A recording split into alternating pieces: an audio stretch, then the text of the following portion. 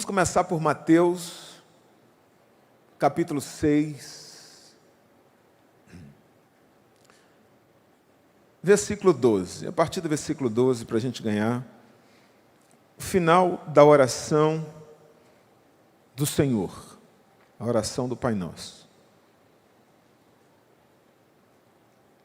Vamos do início da oração. Vai ao início. Pai Nosso, que estás nos céus. Vai ao versículo inicial. Versículo 9. Isso.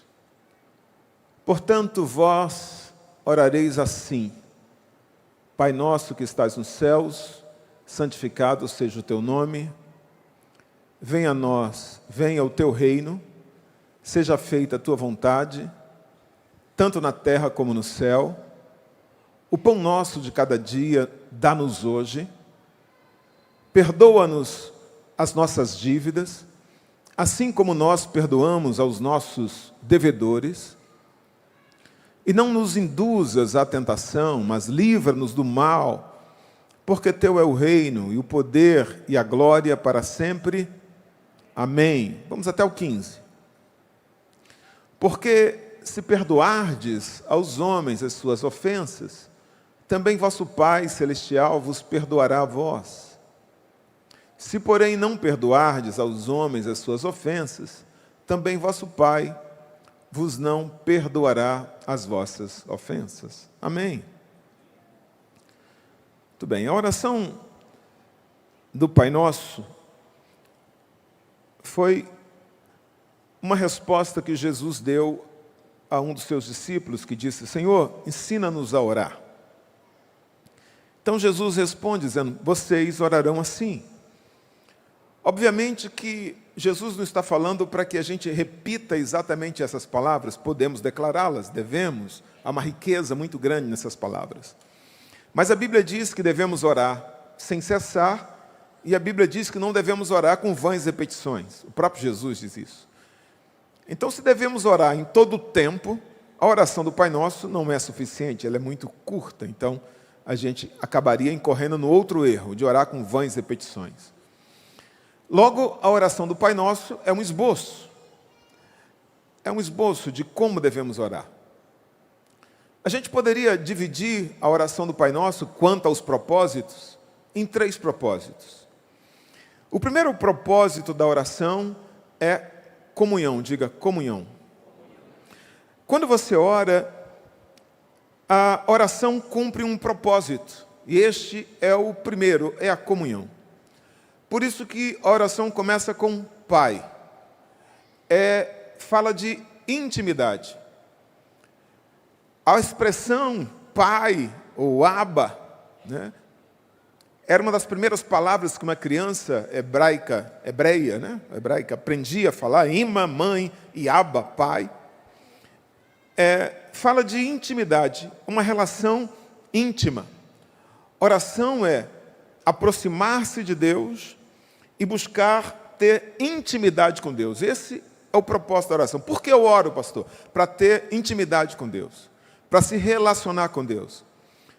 A própria ideia de buscar a Deus tem essa ideia de aproximação. No início, Adão e Eva não precisavam buscar a Deus. Deus ia ter com eles. Por que, pastor, eles não precisavam buscar a Deus? Porque não havia separação alguma entre eles e Deus. Não havia pecado. E por não haver pecado, Deus ia ter com eles, Deus passeava com eles. Mas após o pecado impôs uma separação entre nós e Deus, diz Isaías 59. A partir daí, então, o homem passou a buscar a Deus, a querer se aproximar de Deus. É a ideia do sacrifício. Oração, inclusive, uma das palavras do hebraico tem a ideia de fumaça, de sacrifício. Orar é chegar diante de Deus em sacrifício para atrair a atenção de Deus. Depois do pecado, nós nos aproximamos de Deus. Nós queremos voltar ao jardim, queremos voltar a ter comunhão com Ele. Você acha que Adão ficava passeando com Deus pedindo alguma coisa?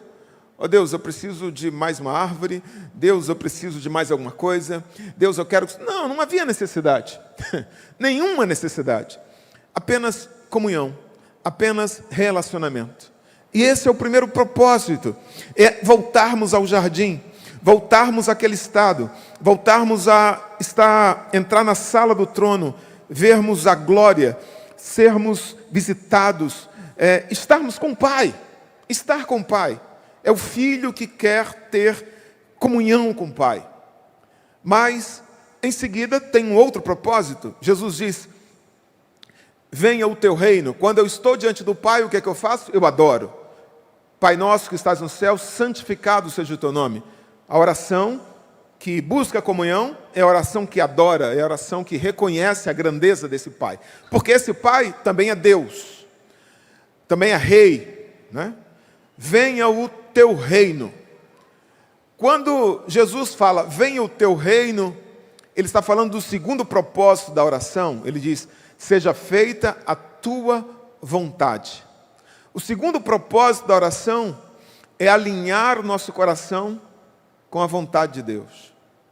É fazer com que, assim como a vontade de Deus é estabelecida no céu, ela também seja estabelecida na nossa vida. Porque o pecado desvirtuou nossas vontades, nossos sentimentos, nossa maneira de enxergar a vida. Então, como é que eu me alinho com a vontade de Deus? Por meio da oração.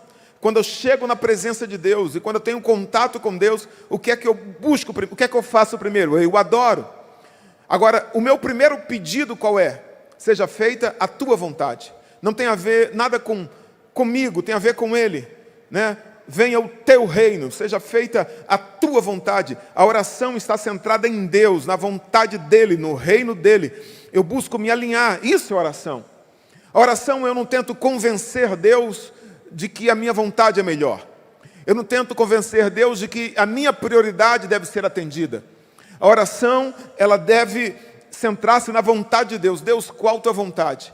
Pedir que a vontade que está na palavra seja revelada para mim e que eu tenha poder para me enquadrar, para encarnar a Bíblia. Quando eu oro, eu recebo o poder para que esta palavra seja encarnada em mim, para que eu seja transformado, moldado à vontade de Deus. Por meio da oração, a minha vida é transformada, é moldada segundo a vontade boa, agradável e perfeita de Deus. A minha mente é mudada, os meus sentimentos, a minha maneira de pensar, a minha perspectiva é mudada. A oração, então, tem um segundo propósito, é fazer com que a vontade do Rei, porque isso é a ideia de Rei, reino. O que é o reino? Reino são as leis de Deus, onde a vontade de Deus governa, onde as leis de Deus imperam.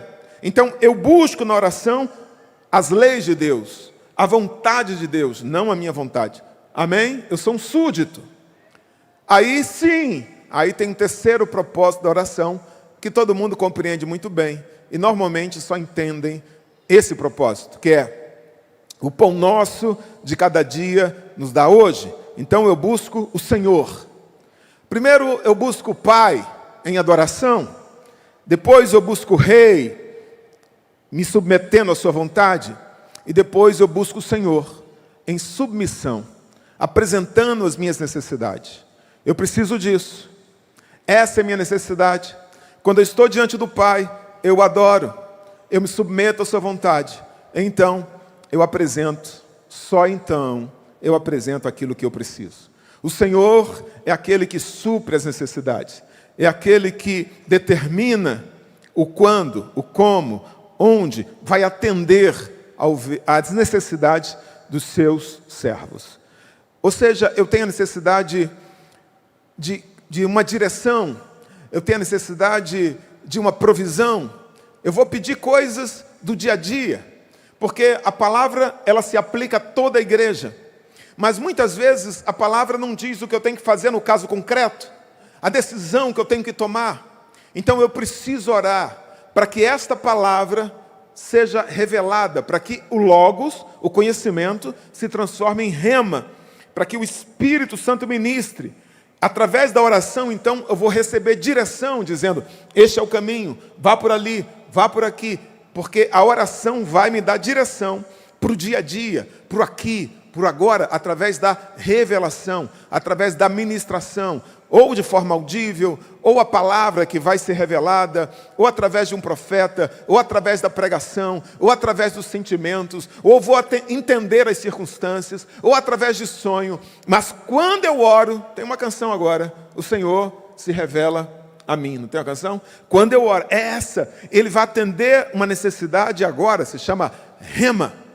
O pão nosso de cada dia nos dá hoje, perdoa as nossas ofensas. Olha, ou seja, eu estou me sentindo culpado, então eu estou me arrependendo. Mas é esse ponto que eu gostaria de tratar. Quando Jesus diz no versículo 12, coloca o versículo 12. Porque eu tinha que falar essas coisas, é legal, não é? Acho que essa é a lição 2. Vocês estão ouvindo assim em primeira mão. Não, Pai Nosso, a lição 3. Perdoa-nos as nossas dívidas, assim como nós perdoamos aos nossos devedores. Jesus está falando aqui de duas coisas: de culpa e de rancor. De dois grandes problemas, diga culpa e rancor. A culpa é o sentimento de inadequação, é o sentimento de débito, de condenação, de autocondenação que nós temos diante de Deus. Eu me sinto inadequado, eu me sinto não merecedor, eu me sinto inapropriado, pecador, diante de um Deus santo. E à medida que eu me aproximo de Deus, a culpa vai ser um sentimento natural. A culpa é acompanhada de vergonha, a culpa é acompanhada de medo. Por isso que quando Adão peca, Adão se esconde, porque tem vergonha, porque ele tem medo, é a culpa. Então Jesus diz que quando nós orarmos, em algum momento, nós vamos ter que pedir a Deus para nos livrar da culpa, porque a culpa adoece. A culpa adoece a alma. Mas em seguida ele diz assim: assim como nós perdoamos os nossos devedores. Ele está falando do sentimento que nós temos em relação aos outros. Assim como a culpa é um sentimento de dívida em relação a Deus, por isso que a palavra está ali, coloca a palavra na RC que está ali, perdoa as nossas dívidas. Em algumas versões vão dizer perdoa as nossas ofensas. A ideia é perdoa nossos pecados mesmo. Mas a ideia da palavra original é dívida mesmo. Porque é um débito, eu estou devendo algo. Mas eu também posso, na minha relação interpessoal, olhar para alguém e achar que essa pessoa também tem débito comigo. E se eu for movido por um sentimento de que essa pessoa me deve algo, e esse sentimento for ativo dentro de mim, esse sentimento for algo que me consome, que é algo que eu veja como algo, uma conta que está em aberto, que precisa de pagamento. Então essa pessoa está em dívida. E se eu tenho esse sentimento em relação a alguém, o meu coração está ferido. Eu estou ressentido. Eu estou magoado. Eu estou ofendido. Isso é a palavra aqui é ofensa. Alguém me ofendeu. Eu estou ofendido. Então essa pessoa me deve desculpas. Essa pessoa me deve reparação. Há uma dívida moral. Há uma dívida para comigo. Eu mereço ser respeitado. Eu mereço ser honrado de alguma maneira. Eu fui humilhado. Então eu tenho no coração um rancor, eu tenho no coração uma amargura em relação a alguém. Alguém está em débito comigo. A culpa diz que eu estou em débito com Deus. E se eu convivo com este sentimento, então eu adoeço. Mas também há um outro sentimento, o rancor. Ou seja, alguém está em débito comigo. Eu olho para alguém e digo assim, você me deve. Percebe? Eu me coloco, agora eu sou Deus, não ele. E se eu não libero o perdão para essa pessoa, então eu também convivo com rancor. isso também me adoece. Há vários estudos científicos, eu faço menção a alguns, que dizem que provam que pessoas que convivem com culpa ou com rancor são pessoas que sofrem com estresse, são pessoas que têm sérios problemas de doenças emocionais, doenças psicossomáticas e muitas outras doenças, muitas outras dificuldades. Porque isso não é um sentimento, isso não fica no campo emocional. Ninguém que tem culpa e rancor vai manter esses sentimentos internalizados. Isso sempre vai ser externado, de alguma maneira. Isso sempre vai alcançar a vida, o corpo físico, né? Vai sempre alcançar as relações e vai alcançar a vida espiritual. Jesus condiciona o perdão de Deus o perdão que eu libero das pessoas, que eu libero para as pessoas. Ele condiciona claramente, ele diz assim: olha, perdoa, Pai, as minhas dívidas, perdoa as minhas ofensas. De que maneira? Pode deixar o texto na tela. Da mesma maneira que eu tenho perdoado as pessoas que me devem. Agora, o que é interessante, e a primeira coisa que eu quero levantar aqui, é a importância que Jesus dá a esse tema.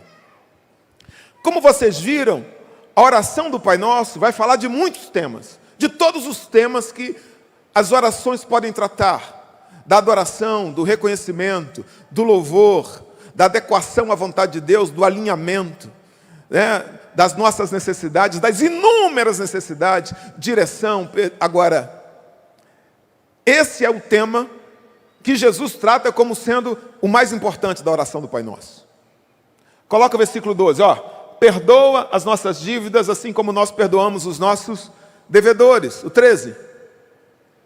E não nos induzas à tentação, mas livra-nos do mal, porque teu é o reino, e o poder, e a glória para sempre. Diga amém. A oração terminou, sim ou não? Sim ou não, irmão? A oração terminou. Mas olha o que Jesus diz em seguida, sem intervalo, de contínuo. Versículo 14. Porque se perdoardes aos homens as suas ofensas, também vosso Pai Celestial vos perdoará a vós. Se, porém, não perdoardes aos homens as suas ofensas, também vosso Pai vos não perdoará as vossas ofensas. Jesus falou, eu falei na oração, mas vai que vocês não entenderam direito. Eu vou ser mais claro. Vocês percebem com que importância Jesus trata exatamente esse tema da oração do Pai Nosso? Tanto da culpa, como do perdão. Jesus não vai tratar, olha, insistam com o pão, porque sem pão vocês não vão viver. Não, ele não fala disso. Jesus diz assim, olha, continuem adorando a Deus, porque a adoração abre os céus. Não se esqueçam de chegar diante do Pai de vocês e buscar a intimidade, porque nada é mais importante que a presença. Não!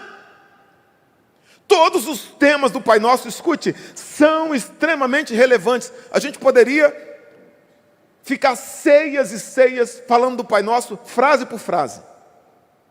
Mas Jesus escolhe exatamente esta frase, essas duas frases, perdoa os nossos pecados, assim como nós perdoamos os nossos devedores, para voltar a esse assunto, para tocar de novo nisso. Jesus estava dando importância a isso, sim ou não? Sim. Ele estava carregando a tinta, porque ele saberia as consequências disso na vida de alguém. Ele saberia como isso poderia influenciar, destruir toda a vida cristã. Porque se eu não perdoo, eu não sou perdoado. E se eu não sou perdoado, não tem vida cristã. Esse ensinamento, ele é contornado, ele é colorido, clareado, de uma maneira muito, muito clara, na parábola do servo incompassivo. Coloca aí, por favor, Mateus 18. Mateus 18. Versículo 21, acho que é 21. Versículo 21. Então Pedro se aproxima dele dizendo: Senhor, quantas vezes pecará meu irmão contra mim e eu lhe perdoarei? Aí Pedro quis ser generoso, né? Pedro, ele sempre quer mostrar-se com muita fé, com muita generosidade e além da própria lei. Até 7 vezes, Senhor, eu vou perdoar até 7 vezes. Então Jesus vai responder. Jesus disse: não te digo que até 7, mas 70 vezes 7. Uma hipérbole. Continue, por favor. Vamos até o versículo 35. Por isso, o reino dos céus, olha a história que Jesus conta, pode comparar-se a um certo rei que quis fazer contas com os seus servos. Diga, seus servos. São estranhos ou são servos? São servos. Estamos falando de estranhos ou de servos? Servos. Servos do rei. Quem é servo do rei aqui? Amém? Então a parábola é para a gente. E começando a fazer contas, foi-lhe apresentado um que lhe devia 10.000 talentos. Quantos talentos? 10.000 talentos. Talento é uma medida. É uma medida, normalmente usada para medir prata, ouro. Um talento equivale a 35 quilos. 35 quilos. Eu fiz a conta rapidinho ali agora, porque me interessou. Se ele devia, pode deixar lá no versículo anterior, se ele devia 10.000 talentos, 35 vezes 10.000, dá 350 toneladas. Se ele devia 350 toneladas de ouro, ao preço do ouro, hoje na Bolsa, ele devia a bagatela de 55 bilhões de dólares. Era pequena ou era grande a dívida? Com exceção de 3 irmãos aqui, acharam a conta grande. Os 2 falaram: dá para pagar. Se parcelar em 10 vezes, eu pago. Ele devia muito dinheiro. 10.000 talentos. Pode continuar. E não tendo ele com que pagar, o seu senhor mandou que ele e sua mulher e seus filhos fossem vendidos, com tudo quanto tinha, para que a dívida lhe pagasse. Então aquele servo, prostrando-se, reverenciava, dizendo: Senhor, seja generoso para comigo, e tudo te pagarei. Vai pagar como, irmão? Então o senhor daquele servo, movido de íntima compaixão, o rei disse, soltou e perdoou-lhe a dívida. Vai embora, você não deve mais nada. Que rei rico e generoso, hein, irmão? Saindo, porém, aquele homem, aquele servo, encontrou um dos seus conservos, que lhe devia 100 dinheiros, 100 denários. Um denário equivale a um dia de trabalho. Se você multiplicar um dia de trabalho, e eu fiz a conta, dá menos de 50 mil. De um trabalhador médio que ganha bem. Comparado ao outro, 100 vezes menos, né? Muito menos, 1000 vezes menos. E lançando mão dele, sufocava-o, dizendo: paga o que me deve, você tem que me pagar, seu infeliz, você me deve 100 dinheiros, 100 denários.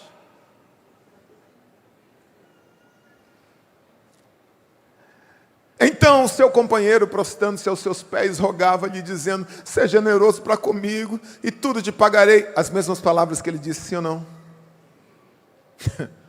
2 dívidas, o texto faz questão de comparar, contrastar. Ele, porém, não quis, antes foi encerrá-lo na prisão, até que pagasse a dívida. Mandou prender o cara. Vendo, pois, alguém sempre vê, irmão, há uma grande nuvem de testemunhas. O céu tem câmeras, irmão. Tem. Deus tem 7 olhos, irmão, vê tudo. Vendo, pois, os seus conservos o que acontecia, contristaram-se muito e foram declarar ao seu senhor tudo o que se passara. Sabe aquele muquirana que o senhor perdoou? Então o seu senhor, chamando à sua presença, disse-lhe: servo malvado, perdoei-te toda aquela dívida, porque me suplicaste.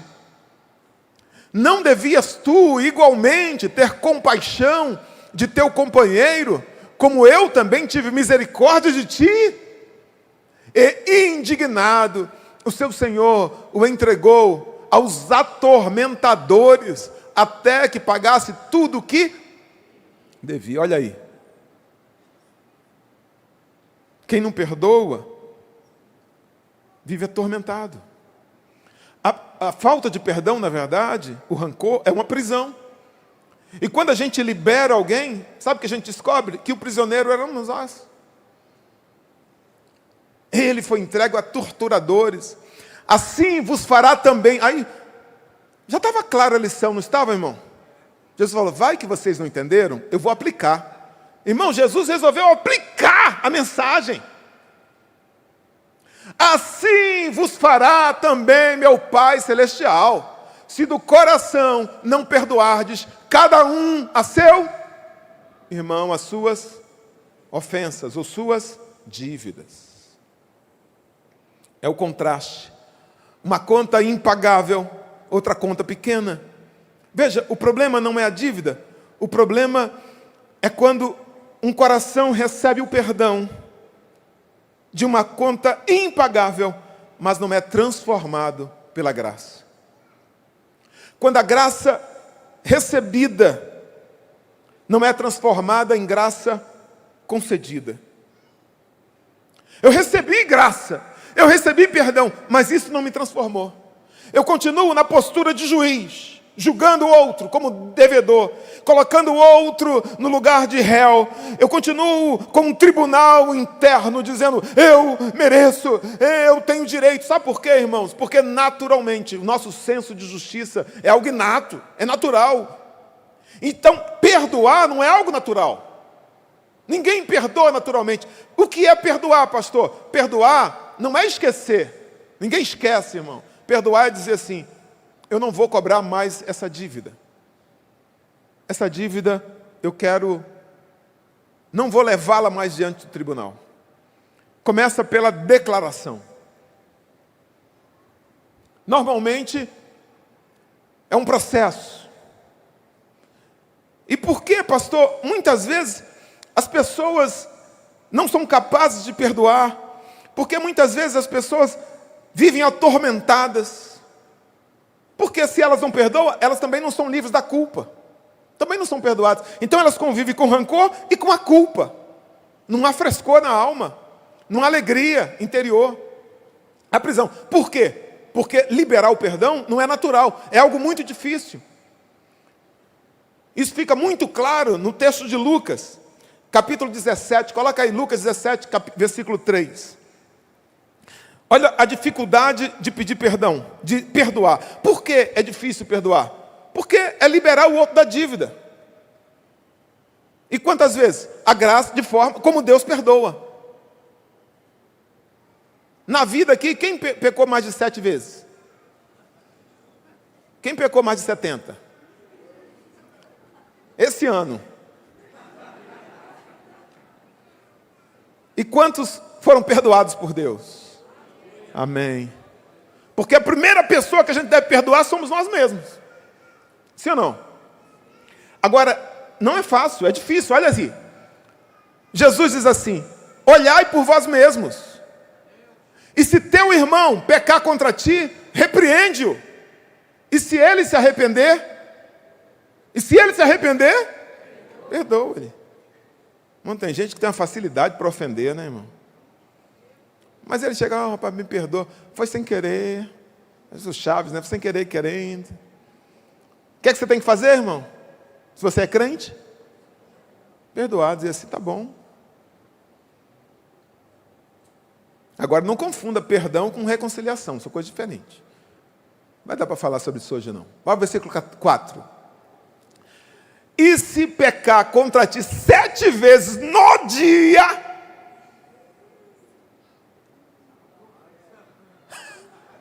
e 7 vezes no dia vier ter contigo, que vacilão, dizendo, arrependo-me.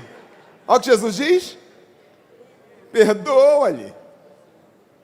Irmão, diante dessa palavra, olha o que os discípulos dizem.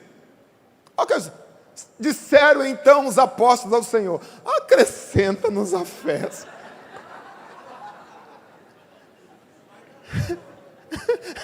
Vai dar não. Irmão, por quê? Porque o perdão não é algo natural, irmão. Perdão não se perdoa com força de vontade, com boa intenção. Perdão, para perdoar, diga, precisa de fé.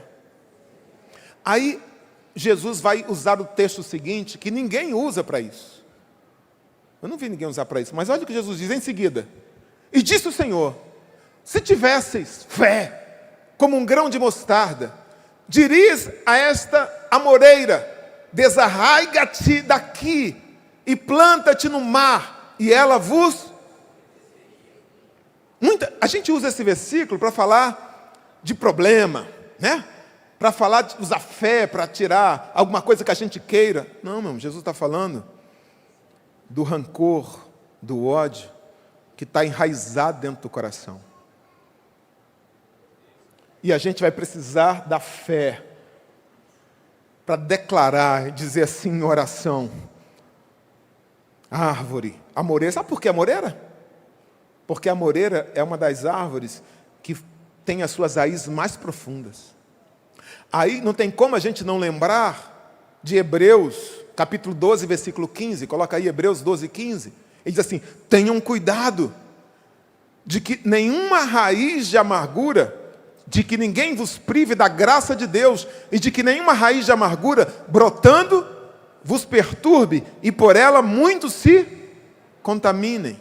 Ó, primeiro, a amargura perturba, diz, a amargura perturba. Quem tem rancor no coração vive perturbado. Segundo, a amargura contamina. Por quê? Porque é uma plantinha. Agora, olha interessante, tenham cuidado. Por quê? Porque nenhuma árvore nasce grande, irmão. É uma palavrinha. É uma coisa sutil que você guarda no coração. Mas aquilo vai crescendo, vai crescendo, vai crescendo. E vai criando raízes. Raízes. Vira uma árvore e dá frutos. E quando dá fruto, contamina. Toda pessoa amargurada contamina. Interessante que amargurado, pessoa que tem rancor, que não perdoa, encontra outros assim também, na igreja. É uma panela ao contrário, uma panela venenosa. Se chegar naquele grupo dos amargurados, é falando mal de alguém, é falando mal da igreja. Porque a lente dele é uma lente ruim para tudo. É ofendido. O ofendido encontra outro ofendido. Aí contamina. Pastor, meus filhos não querem mais vir para a igreja. Claro! Você fala mal da igreja. Você vive falando mal de todo mundo da igreja. Porque a amargura contamina. Agora, o pior de tudo. Qual o pior de tudo, pastor? Priva da graça de Deus. O que é privar da graça de Deus? Você sai debaixo da misericórdia. Você deixa de receber o perdão, a graça de Deus. Você é privado. Você se afasta da misericórdia de Deus. Isso é gravíssimo. Aí volta lá para Lucas capítulo 17, a partir do versículo 3. Jesus falou, os apóstolos, Senhor, a gente precisa ter fé. Sim, você precisa ter fé. Você precisa ter fé para dizer para essa árvore, desarraiga-te, sai do meu coração, sai do meu interior, e fazer como Deus, precipita-te no mar, lançar aquele pecado de alguém no mar do esquecimento, nunca mais lembrar daquilo. É preciso ter fé, e isso não é fácil. Isso não é fácil. E por que, pastor, isso é tão... Jesus toca nisso, porque isso é urgente. Isso não somente é importante, isso é urgente. Mateus capítulo 5, versículo 23, volta lá, Mateus 5, 23. Diga, é importante e é urgente. Olha o que Jesus diz, portanto, se trouxeres a tua oferta ao altar, e aí te lembrares de que teu irmão tem algo contra ti, tem uma treta ali, vocês não estão se falando, quem tem razão? Não importa. A ideia não é essa. Agora é ele que tem algo contra você, mas você sabe disso. Olha o que Jesus fala. Deixa ali, diante do altar, a tua... Deixa a oferta, irmão. Não leva a oferta, não. Ah, pastor, então eu vou levar minha oferta. Não, não. Deixa a oferta. Deixa a oferta. E vai reconciliar-te primeiro com teu irmão. Diga primeiro. E depois vem e apresenta a tua oferta. Diga assim, o perdão é mais urgente que o culto.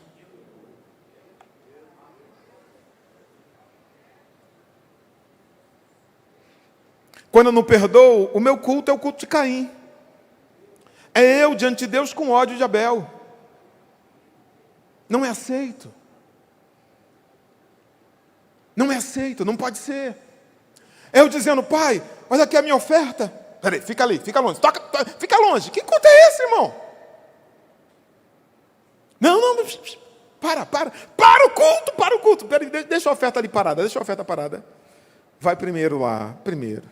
Meu irmão, pede perdão, reconcilia. Porque senão, coloca o versículo seguinte. Olha o versículo seguinte. Concilia primeiro. Concilia-te depressa com teu irmão, com teu adversário. Virou já adversário. Enquanto estás no caminho com ele. Para que não aconteça que o adversário te entregue ao juiz. E o juiz te entregue ao oficial. E te encerre na prisão, inferno. Para que as coisas não piorem. Porque o irmão vira adversário. E agora você vai cada vez em gradação de coisas piores, até que você seja lançado na prisão. Atormentadores, prisão. Como eu faço isso, pastor? Como eu consigo me libertar disso? Primeiro, diga, confissão. Confissão. Salmo 32, coloca aí Salmo 32. Versículo 3. Jesus, estou tentando puxar na memória aqui que eu estudei. Isso aí. Olha o que o salmista diz. Enquanto eu me calei, envelheceram os meus ossos pelo meu bramido em todo dia. Enquanto ele não confessou, os ossos se secaram. Enquanto, irmão, você se calar, os ossos vão secar. Provérbios diz que quem se cala não prospera. A vida para. A vida paralisa. Por quê? Porque não confessa.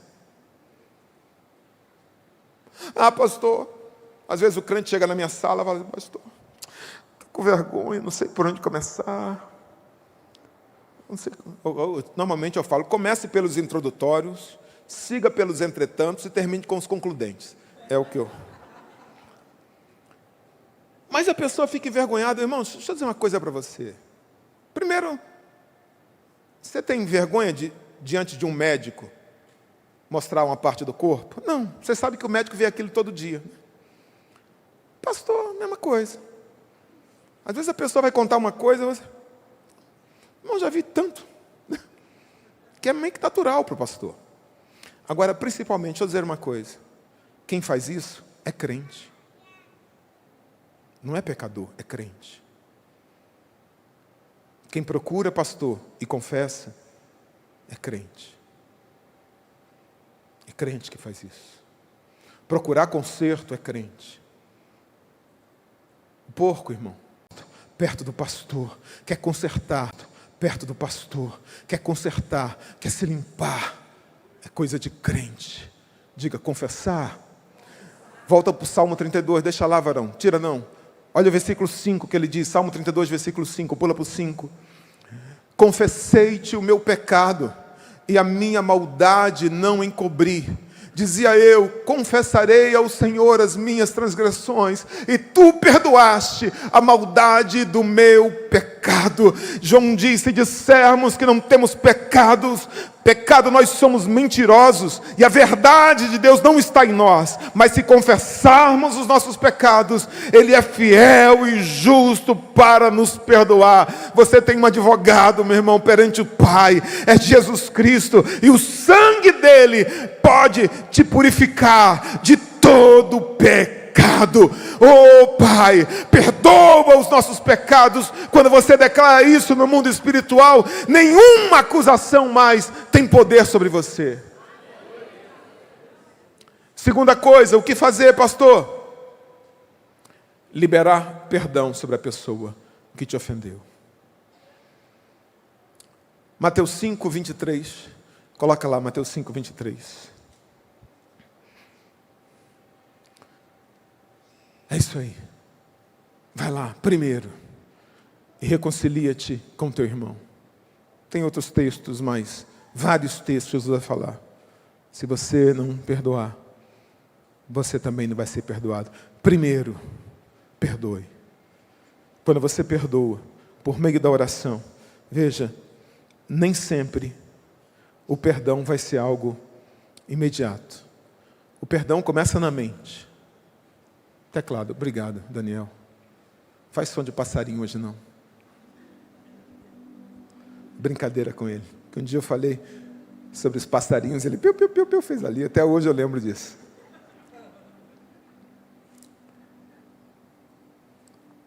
O perdão, a liberação do perdão, produz também o fim da culpa. Sabe? Quando eu chego diante de Deus em oração, eu devo chegar quebrantado e dizer: Senhor, perdoa os meus pecados, porque eu tenho perdoado alguém. Mas esse perdão, primeiro ele não vai acontecer no calor da ofensa. Só se você for um anjo, irmão. Só estiver nascendo asa nas tuas costas. Mas não. Primeiro é uma decisão consciente. Mas é na oração, é no ambiente da oração, falando de forma repetida: perdoa como eu tenho perdoado, perdoa como eu tenho perdoado. Que aquilo que é apenas um perdão consciente, crido no intelecto, se torna algo no coração. E precisa ser algo no coração. Não é que você vai esquecer. A ferida vai estar lá, mas ela vai cicatrizar e não vai doer mais. E quando não doer mais, então você realmente perdoa. Mas lute, é uma luta, é um processo. Lute, porque a sua salvação, a sua prosperidade, a sua paz depende disso.